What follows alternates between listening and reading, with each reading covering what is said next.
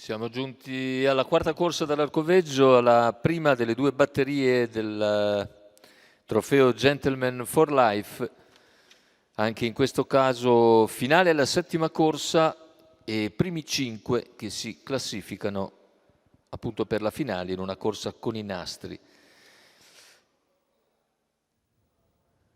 Per quanto riguarda i 4 anni, questo è lo schieramento: Fabian Mail, Fair Play Fox, Fleur Caff, Farid Arab, Falco Trio, Falcon Baldone, in seconda linea Franca Daghi e Forgido. I favori sono in chiusura per Forgido su Fleur Caff, numero 8 di Matteo Zaccherini contro il numero 3 di Lorenzo Pantarotto. Quote comunque molto vicine. Macchina che accelera, stacca con Fleur Caff che va subito al comando nei confronti di Farid Arab, che si accoda mentre rimane all'esterno Falcon Baldone. Serra sotto infatti in terza posizione Fabian Mail. Intanto va via di Lena il battistrada, 14,3 i primi 200 metri, ha una quindicina di metri di margine sui rivali, sempre cappeggiati da Farid Arab che all'esterno Falcon Baldone. Quarto iniziale completato in 29,6. Terza posizione lungo la corda per il numero 1 Fabian Mail, mentre a largo c'è anche Forgido. In quarta posizione lungo la corda Fair Play Fox. Se ne vanno i 600 in numero 45 1 Fabian e 8. Mail squalificato. Tanto la squalifica per Fabian Mail e prova la terza ruota Forgido davanti alle tribune e supera in breve l'opposizione di Falcon Baldone, si porta a ridosso del leader che ha completato in 1,1,6 i primi 800, insiste nella sua progressione Forgido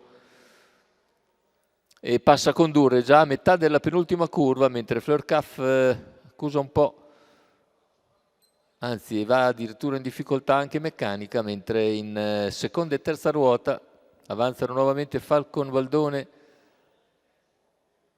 e soprattutto Falco Trio. Cavalli a 400 dall'arrivo, in vantaggio c'è Forgido, seconda posizione per Falco Trio. Poi arriva Farid Arab che scatta a 300 dall'arrivo.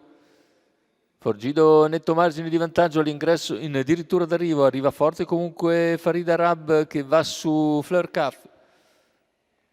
Scusate, su Falco Trio, a retta d'arrivo con Forgido che nel finale controlla la situazione e vince su Falco Trio, mentre al terzo posto finisce il numero 4 Farid Arab, poi Fair Play Fox e Franca Daghi che vanno a completare il marcatore. 1,16,1 il ragguaglio conclusivo, la vittoria come vedete facile per Forgido e Matteo Zaccherini. Falco Trio, Farid Arab che finiscono ai posti d'onore, poi al quarto Franca Daghi e al quinto Fair Play Fox sono i primi 5 finalisti del trofeo Gentleman for Life.